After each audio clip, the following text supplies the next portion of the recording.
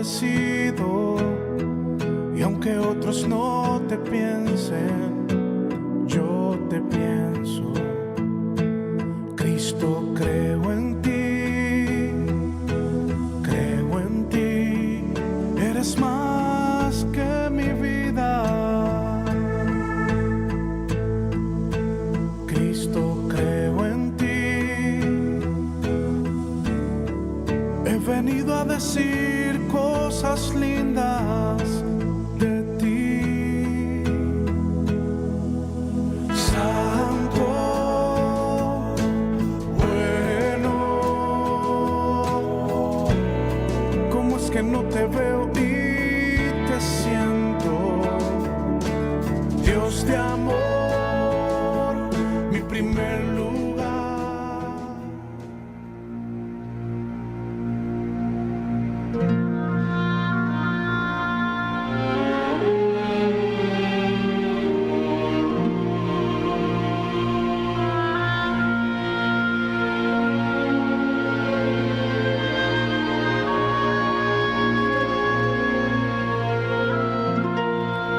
Aconteció que yendo de camino entró en una aldea, y una mujer llamada Marta le recibió en su casa. Esta tenía una hermana que se llamaba María, la cual, sentándose a los pies de Jesús, oía su palabra. Pero Marta se preocupaba con muchos haceres y acercándose dijo: Señor, ¿no te da cuidado que mi hermana me deje servir sola? Dile pues que me ayude. Respondiendo Jesús le dijo: Marta, Marta, afanada y turbada estás con muchas cosas, pero solo una cosa es necesaria. Y María ha escogido la buena parte, la cual no le será quitada.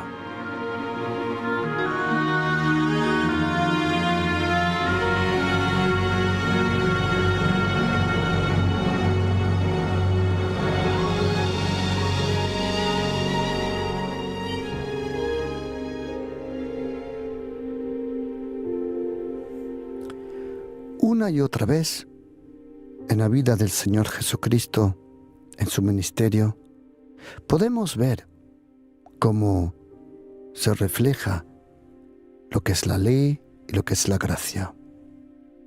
Lo podemos ver, por ejemplo, cuando Jesucristo, en Mateo capítulo 5, Él subió a un monte y dice la Biblia que se sentó a predicar. Y entre Mateo capítulo 5, 6 y 7, Él menciona la ley, Él compara la ley con su venida, y en un momento, por ejemplo, cuando dice: vosotros habéis oído que está escrito, pero yo os digo. Luego dice: está escrito, pero yo os digo. Una y otra vez lo dice Jesucristo. Abajo, en el monte, había un hombre leproso que, según Lucas 5, él estaba allí en una aldea que estaba prohibido que él estuviera allí. Cuando este hombre oyó las palabras de Jesucristo, y este hombre sabía que según la ley de Moisés, él no se podía acercar, estaba prohibido acercarse. La ley le prohibía acercarse. ¿Por qué?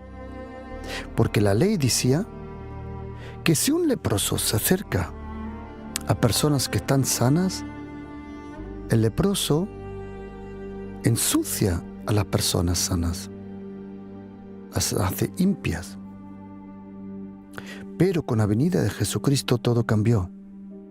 Bajo la ley de Moisés, el leproso tenía que estar lejos. El leproso tenía que estar solo. Y el leproso no podía acercarse a las otras personas porque su cercanía ensuciaba a las otras personas. Pero cuando este hombre oyó hablar a Jesucristo, esperó allí.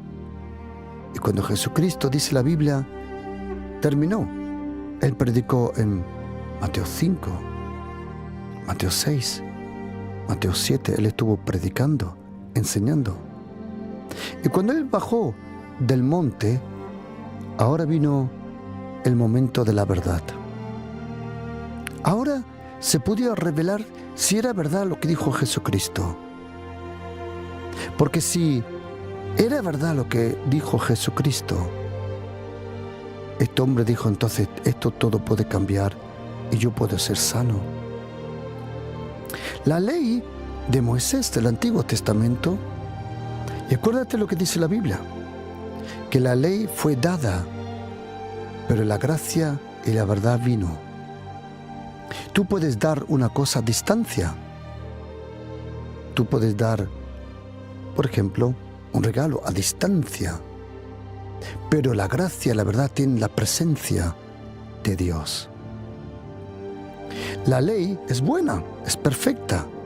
Como dice Lucas 16, que hasta Jesucristo, hasta su venida, era la ley y los profetas. Hasta que Juan le anunció. Salmo 19:7 dice que la ley es perfecta. Romanos 7 dice que la ley es buena. Pero Jesucristo vino a cumplir la ley y a darle un fin a la ley, como dice Romanos 10:4. Jesucristo es el fin de la ley. Si hay un fin de la ley, significa que hay un principio de otra cosa. La ley fue cumplida por Jesucristo, como dice Mateo 5. No pensáis que he venido para eliminar la ley. No. He venido para cumplirla.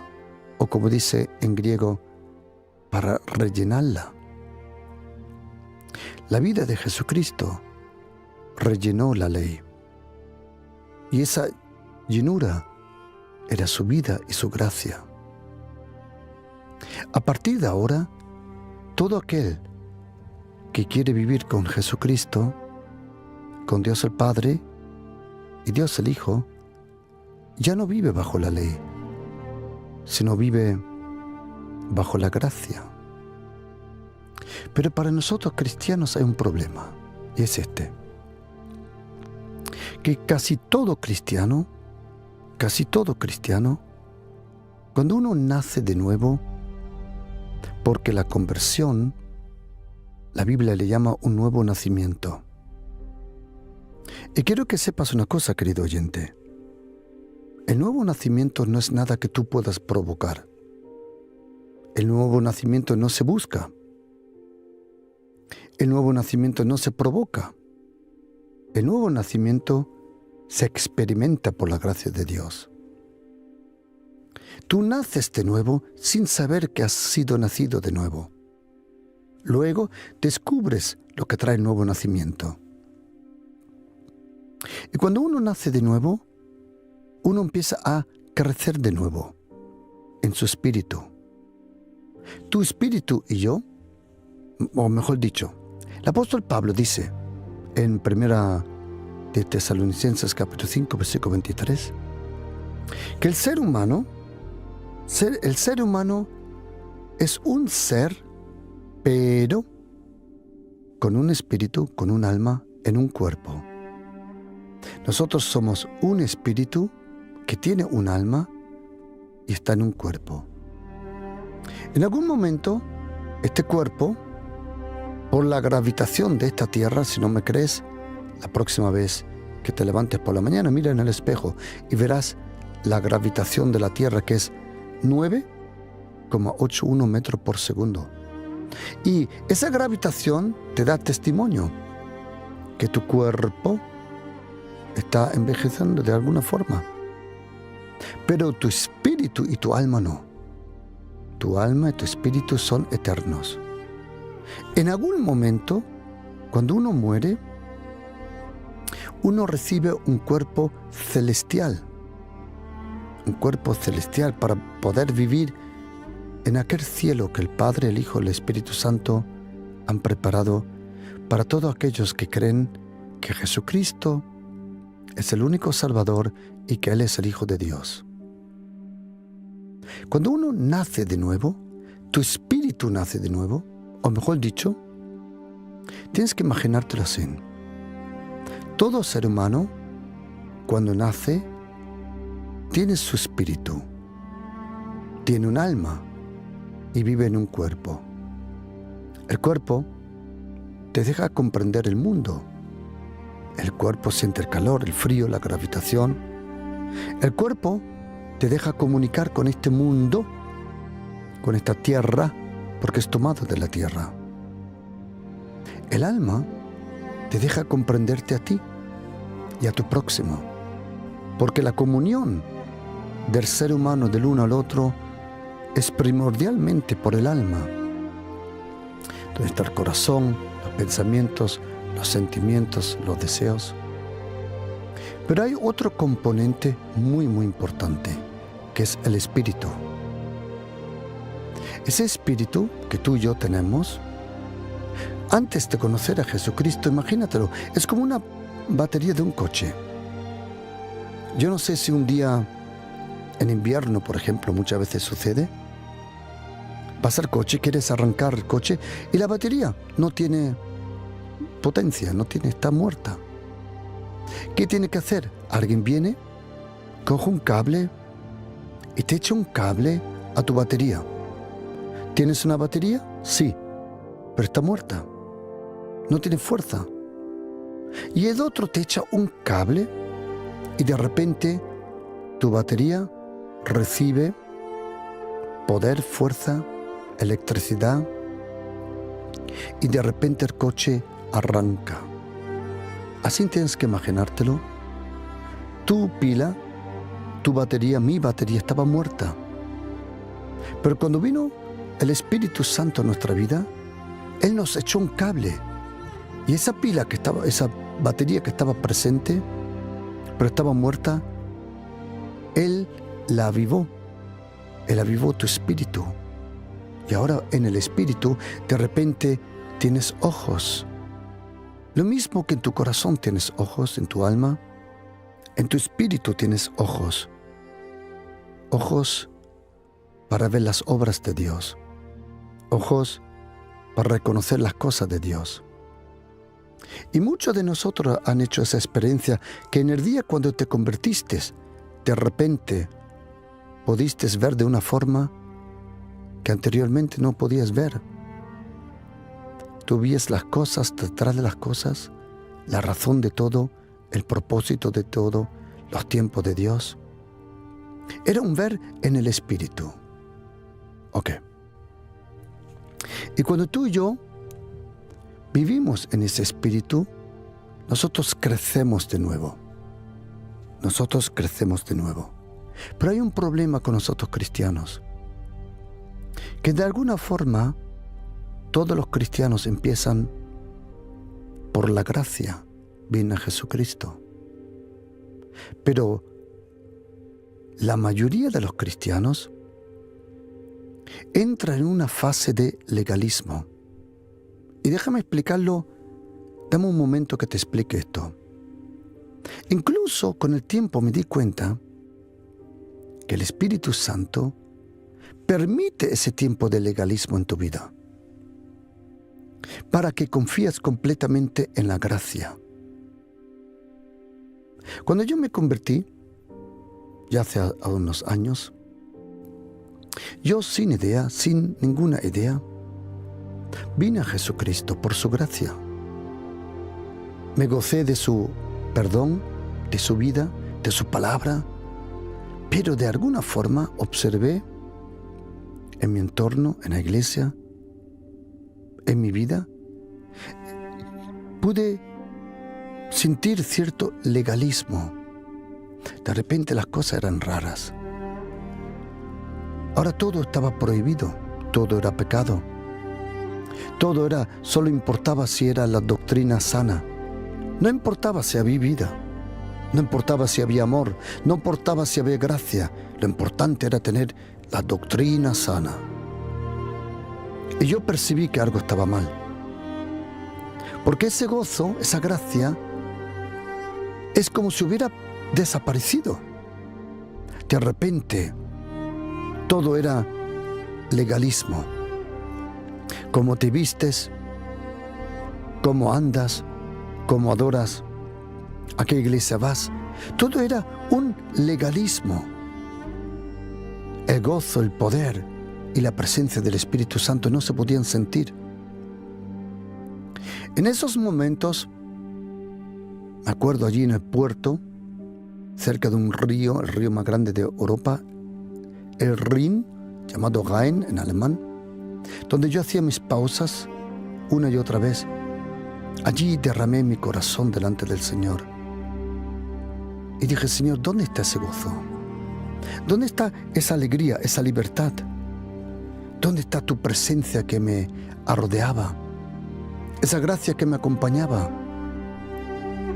Y el Señor me enseñó por su palabra que cuando uno intenta vivir en ese legalismo, entonces la presencia del Espíritu Santo se retira. No desaparece, pero se retira. No hay gozo. Las cosas se ponen tan difíciles. Solo es cumplir para Dios, cumplir para Dios. Y un día fue como un segundo nacimiento para mí. Fue cuando el Señor me visitó con su presencia y me dijo que no era importante mi amor a Dios, que lo importante era su amor a mí. Como dice la Biblia en Mateo capítulo 22 y en otros lugares. Dice la Biblia que vino un escriba, un fariseo, y le preguntó al Señor que cuál era el mandamiento más grande de la ley, no de la gracia.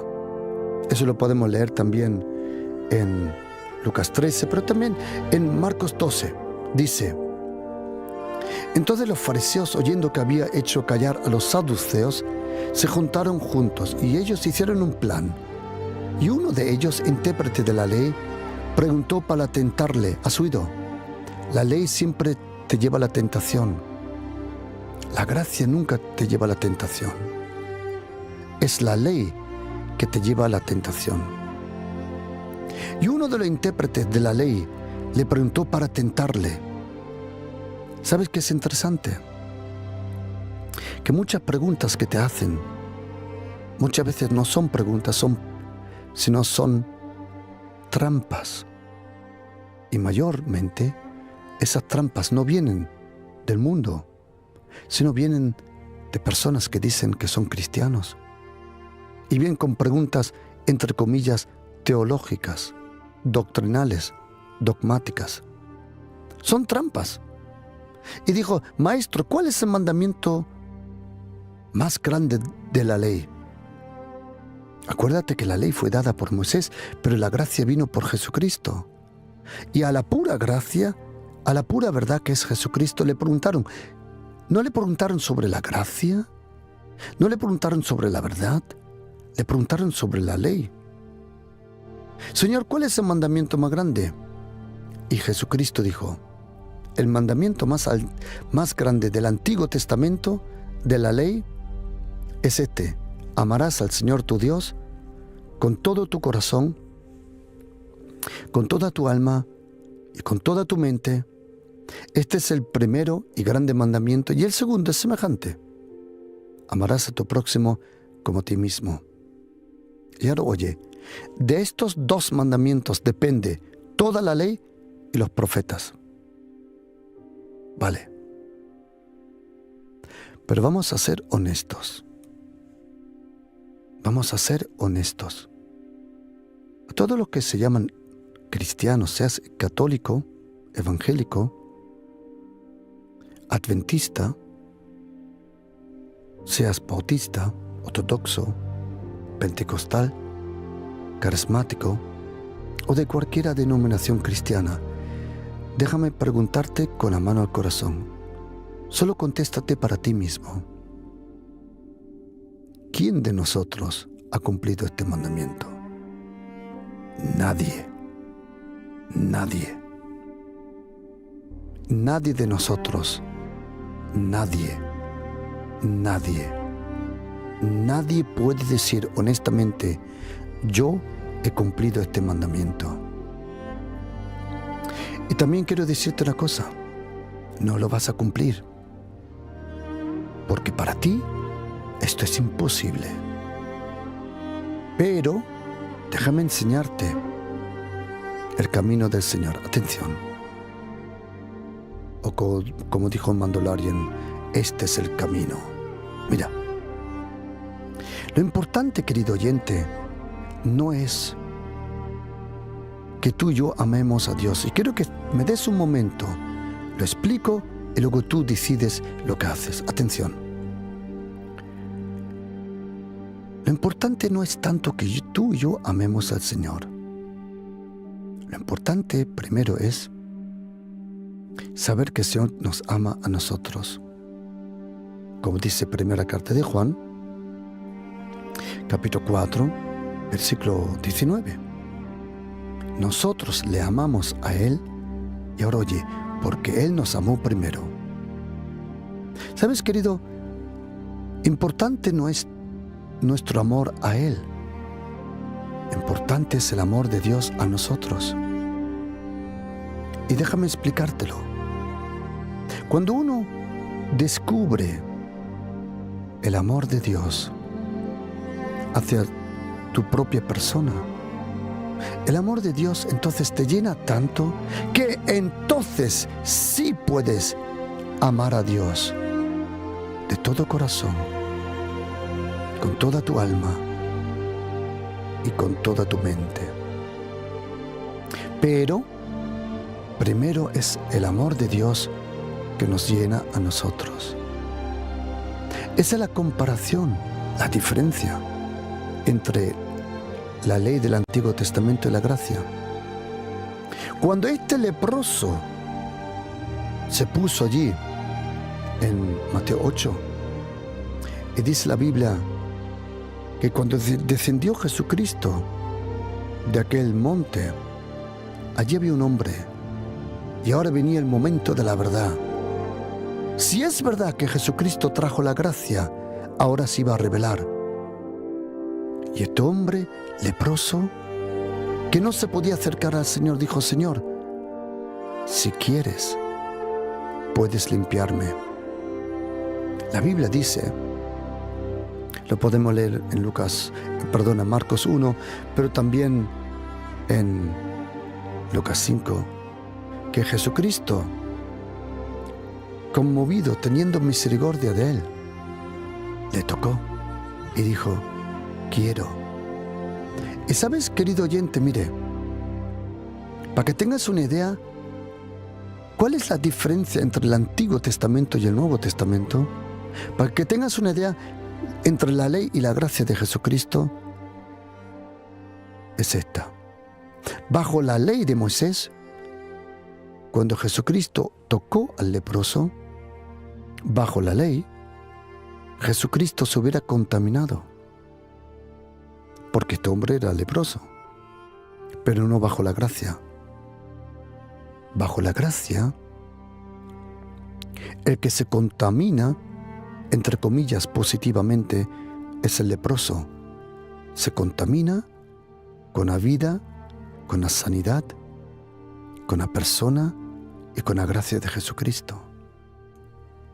Bajo la ley, el leproso ensucia a otros. Bajo la gracia, el leproso es sanado. Y hay otro ejemplo en la Biblia que es impresionante, que es el ejemplo de una familia. Parecen ser dos hermanas, un hermano que no estaban casados. El hermano le conocemos, Lázaro. Y Lázaro tenía dos hermanas. Una se llamaba Marta, parece que es la mayor, y María. Marta y María. Y dice la Biblia, en Lucas 10, 38, que aconteció que yendo de camino entró en una aldea. Parece que esta familia, que no estaban casados, Marta, María y Lázaro, siempre que Jesucristo pasaba por allí, parece que hacía una pausa, paraba allí, comía a lo mejor pasaba una noche allí. Y dice la Biblia, y una mujer llamada Marta le recibió en su casa. Y Marta tenía una hermana que se llamaba María. Pero María, la cual sentándose a los pies de Jesús oía su palabra. María se dio cuenta quién vino a casa. Marta en este momento no se dio cuenta. María sabía, ahora no es el momento, ahora es el momento de huir. Y dice la Biblia que ella se sentó a sus pies. Imagínate, habían 12 apóstoles que sabían comer como no te puedes imaginar. A su maestro Jesucristo le llamaban comelón. Y si Jesucristo era comelón, pues no quiero saber qué clase de leones eran los 12. Habían también unas mujeres, según una multitud. Y Marta se preocupaba con muchos quehaceres. Y acercándose dijo, Señor, ¿no te importa, no te das cuenta que mi hermana me deja servir sola? Dile pues que me ayude. Y Jesucristo la miró y le dijo, Marta, Marta, afanada y turbada estás con muchas cosas. Y ahora oye esta palabra. Pero solo una cosa es necesaria. Y María, tu hermana, ha escogido la buena parte, la cual no le será quitada. Este ejemplo de Marta y María es impresionante para nosotros, impresionante.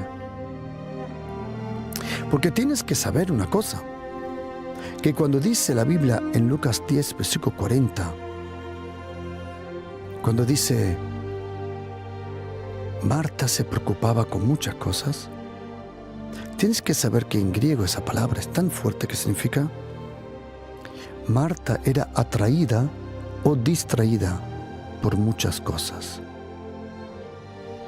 Ten cuidado lo que atrae tu atención.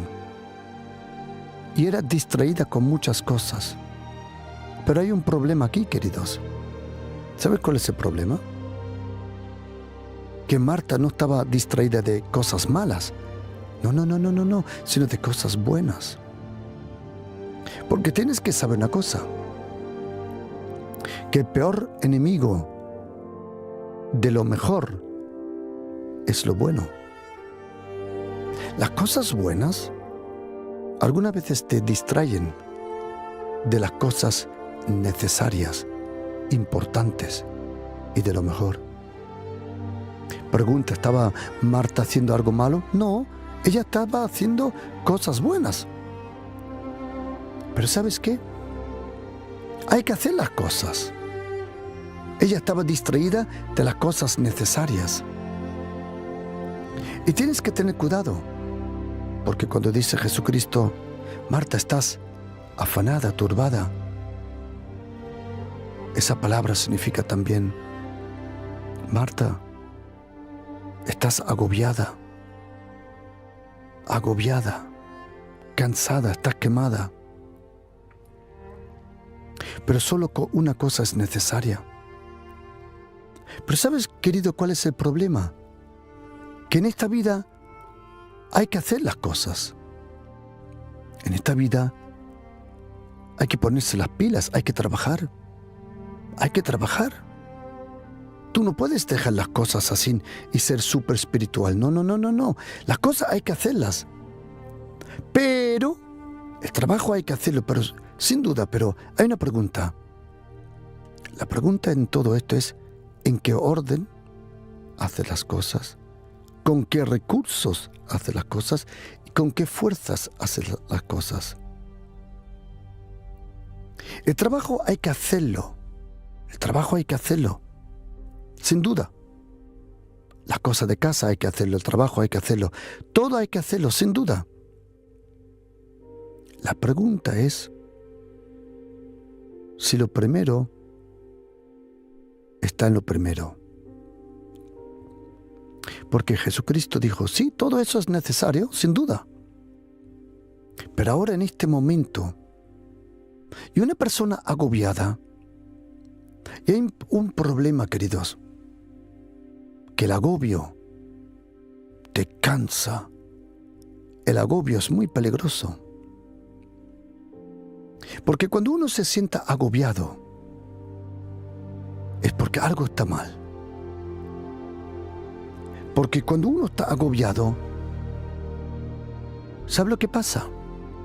Cuando uno está agobiado, quiero que estés atento, acusa siempre a otros.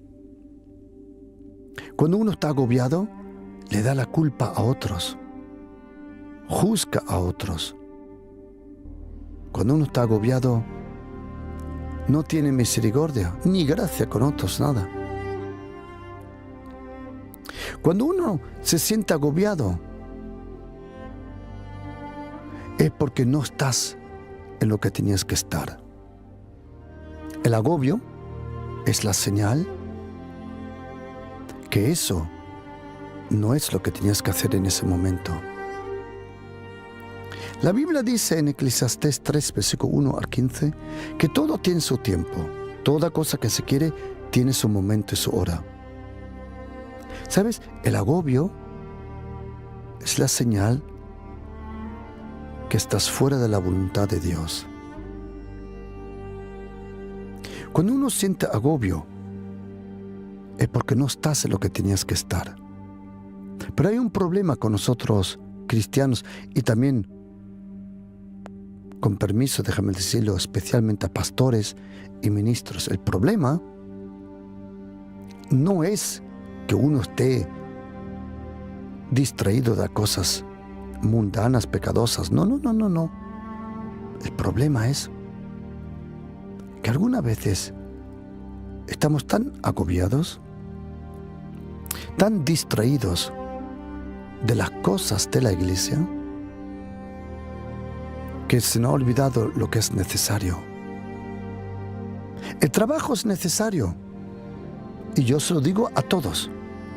Queridos, trabajar es necesario. Y más todavía, si quieres alcanzar algo en esta vida, tienes que trabajar duramente. Aquí hay que currar y punto. Aquí hay que currar. Hay que trabajar. Hoy yo no sé lo que pasa. Quieren ser todos rápidos millonarios, rápido todo. Que no funciona así. Olvídate. La vida no es TikTok, ni tic-tac. No. La vida es trabajo. Hay que ponerse las pilas. Las cosas no van rápidas. ¿Es necesario levantarse a trabajar? Claro, el trabajo es una bendición. Trabajar es muy bueno. Si no lo reconoces, es porque estás agobiado. El trabajo es necesario. El trabajo es muy bueno. Lo mejor del trabajo no es el dinero. Estás equivocado. Lo mejor del trabajo no es el dinero. Que también es bueno que te paguen bien, pero no es en primera línea. Si solo trabajas por el dinero, entonces no gozas de la vida. Y déjame explicarte. El trabajo ordena tu vida. El trabajo trae disciplina. El trabajo trae orden. Y el trabajo te permite desarrollarte. El trabajo permite que tú creas, que tú consigas algo. El trabajo existía antes del pecado. Antes que la serpiente se hubiera acercado a Adán. El trabajo es bueno. Es necesario. Pero la pregunta es, ¿qué está primero? El Señor dijo, ¿sabes, Marta? Lo que haces, yo no digo que está mal, no. Pero está desordenado. Primero, siéntate a los pies del Maestro. Oye su palabra. Déjate rellenar con su amor. Porque la cosa, no hay duda, hay que trabajar. ¿Sabes? El agobio es cuando haces las cosas y no estás llena de fuerza, de inspiración. Cuando uno está agobiado es porque no sabe por qué hace las cosas. Uno está fuera de lo suyo. El agobio es muy peligroso, porque durante el agobio vas a decir cosas que luego te vas a arrepentir. Como el profeta Elías luchó en el monte de Carmel contra 450 sacerdotes diabólicos. Corrió tanto, se movió tanto, pero se cansó. Y cuando estás cansado, dices estupideces. ¿Quién de vosotros se da cuenta que cuando estás cansado, dices cosas tontas? Cuando estás cansado, miras cosas tontas, piensas cosas tontas, haces cosas tontas, ¿sí o no? Por eso el agobio es muy, muy, muy peligroso. Por eso dijo Jesucristo en Mateo 11, venid a mí, todos los que estáis agobiados, y yo os haré descansar. El agobio te lleva a decir cosas que te dañan a ti y dañan a otros. El agobio juzga y acusa a otros. Y uno no se da cuenta que el problema es uno mismo. ¿Cómo podemos encontrar ayuda? Y sabes, querido oyente, mire, a todos nosotros pasaremos un tiempo de agobio, de aflicción, de estar afanado, todos. Todos. En 1 de Pedro, capítulo 5, el apóstol Pedro lo explica muy bien cuando dice: humíllate bajo la poderosa mano de Dios, para que Él te exalte cuando es el tiempo. ¿Cómo? Echando vuestra ansiedad, toda vuestra ansiedad, sobre Él. Echando todas las preocupaciones. Y queridos, es normal en esta vida. En esta vida es normal tener preocupaciones. Es normal, pero el Señor te anima a acercarte a Él. Una cosa es necesaria, dijo Jesucristo, una cosa, y es sentarte a los pies del Maestro, aprender de Él. Una cosa es necesaria, esa es la buena parte. Pastor, pero hay que trabajar. Sí, claro. Y hay que hacer la casa, por supuesto. Y hay que hacer esto. Sí, tienes razón. Si nadie lo pone en duda. La pregunta es, ¿qué haces primero? ¿Qué es lo primero? Por eso, Jesucristo dijo, buscad primeramente el reino de Dios, su cercanía, estar con Él. Todo lo otro es normal que vengan preocupaciones. Hay luchas, por supuesto, pero cuando uno tiene una relación profunda, íntima y cercana con el Señor, uno se acerca, abre su corazón. O, como dice la Biblia en el libro de Job, he estado estudiando el otro día Job y encontré unos versículos impresionantes. Y, por ejemplo, hay un lugar que dice, Señor, tengo que hablar, porque si no hablo, Señor, me agobio. Job 32, versículo 20. Mire lo que dice. en las diferentes traducciones. Pedazo versículo. Mira lo que dice. Hablaré, porque si no, no puedo respirar. Tremendo que sí. Déjame hablar para que encuentre alivio. Otra traducción en español dice, tengo que hablar para encontrar alivio. Otra traducción dice, tengo que hablar y desahogarme. Tremendo. Wow. Hay que hablar para desahogarse, desagobio. Y todos nosotros necesitamos a alguien para hablar. Todos. Todos necesitamos hablar con alguien de confianza, alguien con calidad. Salmo 68, o mejor dicho, 62:8, dice, Señor, yo derramo mi corazón delante de ti. Yo derramo mi corazón delante de ti, Señor. Hay que derramar su corazón delante del Señor. Derrama tu corazón delante del Señor. Dile que estás agobiada. Dile la verdad. Dile, Señor, estoy cansado.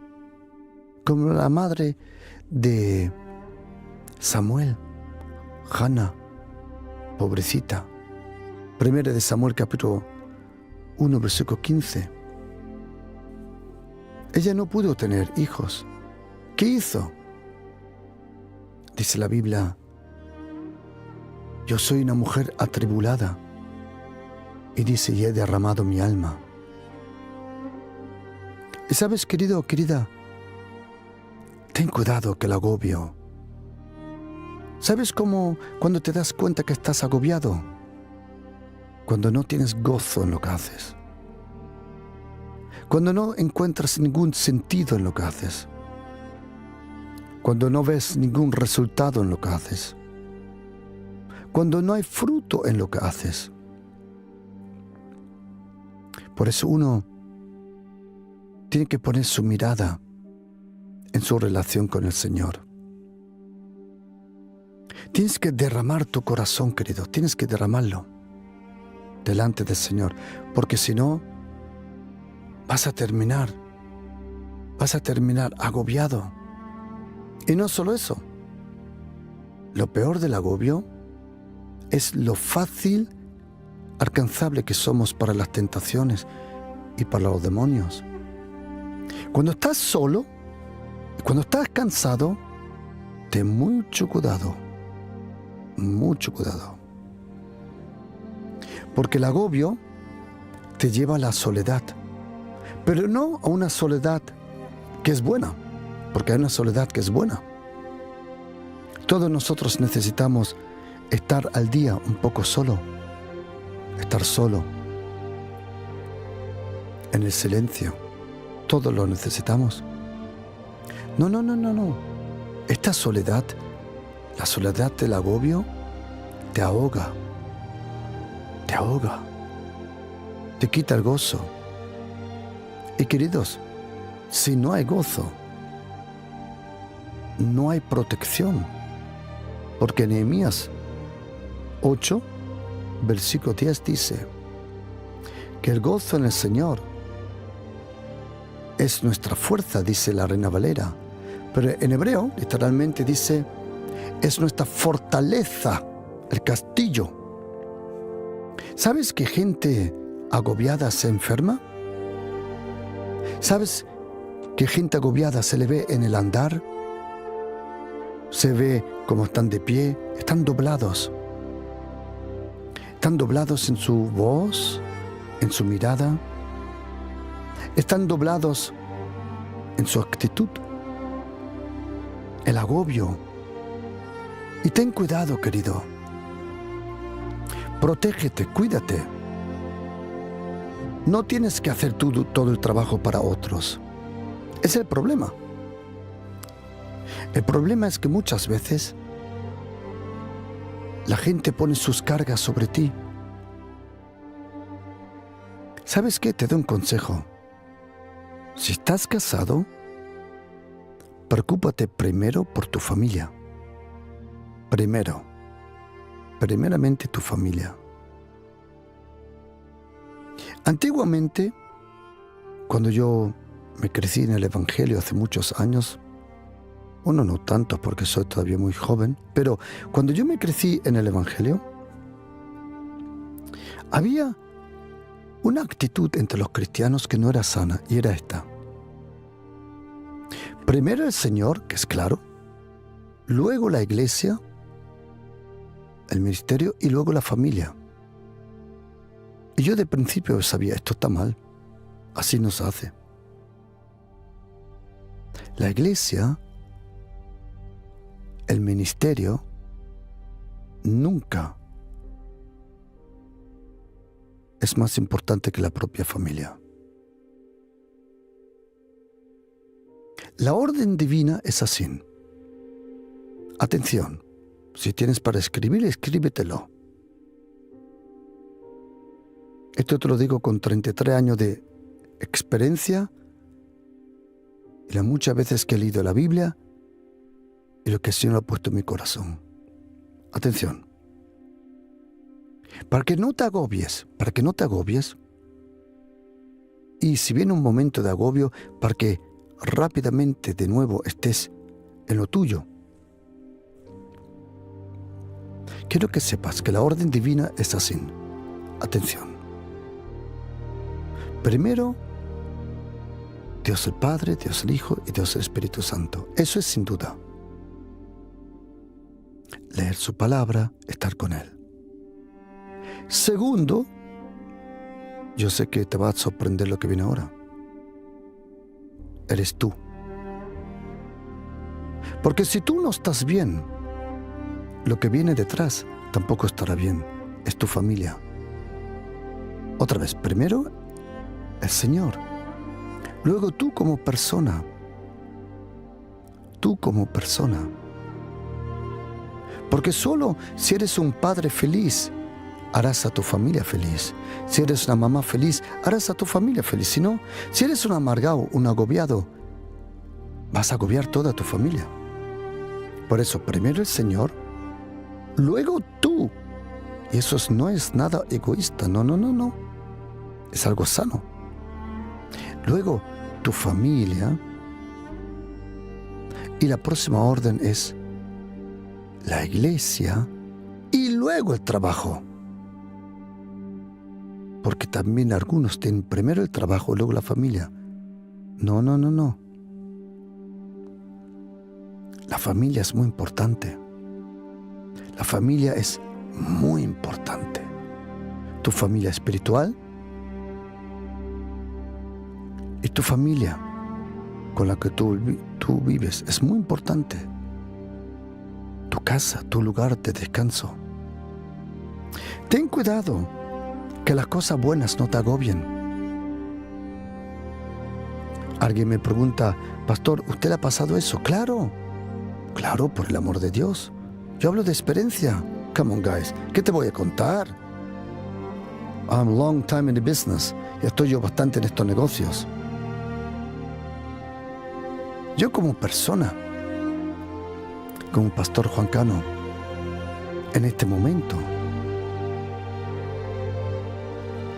tengo la iglesia, la radio, la obra nueva que estamos haciendo y las muchas cosas. Pero todo eso no puede estar delante de la familia, never. Y hay un problema. El problema es cuando yo no me tomo bastante tiempo para estar con el Señor. ¿Sabes? Cuando uno vive con el Señor, cada uno de nosotros tiene una propia relación con Dios. Hay personas que leen 3 versículos, para ellos bastante. Para mí, imposible. O oran 5 minutos. unthinkable, impensable. No. Yo todas las mañanas, como esta mañana ya hacía un frío tremendo, que se me han cortado hasta la piel de las manos, se me han rajado del frío que hacía. Me levanto. ¿Por qué? Porque primero el Señor, luego aquel que vive en su presencia tuyo, y de ahí recibe las fuerzas para hacer todo. ¿Sabe lo que me encanta? Déjame terminar con esto. Que Marta aprendió su lección. Marta aprendió su lección. Y déjame decirte por qué lo sé. ¿Sabes por qué? Porque su hermano murió. Y dice Juan capítulo 11. Vino pues Jesús y halló que hacía ya 4 días que Lázaro estaba muerto en el sepulcro. Betania estaba cerca de Jerusalén, como a 15 estadios. Y muchos de los judíos habían venido a Marta y a María para consolarlas por su hermano. Y ahora oye. Entonces Marta, cuando oyó que Jesús venía, salió al encontrarle. Pero María se quedó en casa. Marta aprendió su lección. Marta ahora sabía, lo primero es el Señor. Y Marta dijo al Señor, Señor, yo me acuerdo de ti, lo que tú me dijiste. Yo me acuerdo que tú me dijiste que lo primero es lo primero y que mi hermana María había escogido lo que nunca le iban a quitar de ella. Señor, si tú hubieras estado aquí, yo sé que mi hermano no hubiera muerto. Mas, pero yo sé, Señor, que ahora también todo lo que pidas a Dios, Dios te lo dará. Jesús le dijo, tu hermano resucitará. Marta dijo, sí, Señor, lo sé, lo sé. El Antiguo Testamento dice que Él resucitará en algún momento. Y Jesucristo dijo, no, espérame. Hey, Marta, yo no soy el Antiguo Testamento. Yo soy el nuevo pacto, bajo la gracia. Marta, yo soy la resurrección y la vida. El que cree en mí como tu hermano, aunque esté muerto, vivirá. Y todo aquel que vive y cree en mí, no morirá eternamente. ¿Tú crees esto? Y le dijo, sí, Señor, yo he creído que tú eres el Cristo, el Hijo del Dios vivo que has venido al mundo. ¿Quieres oír una cosa? Marta aprendió su lección y tú también vas a aprender la tuya. Y siempre que estés agobiado, para el tren, para la moto, para un momento y empieza a pensar lo que tienes que cambiar. Porque quiero decirte una frase, atención. Los montes se moverán, los collados temblarán, pero su gracia nunca se apartará de ti. En el nombre de Jesús. Amén.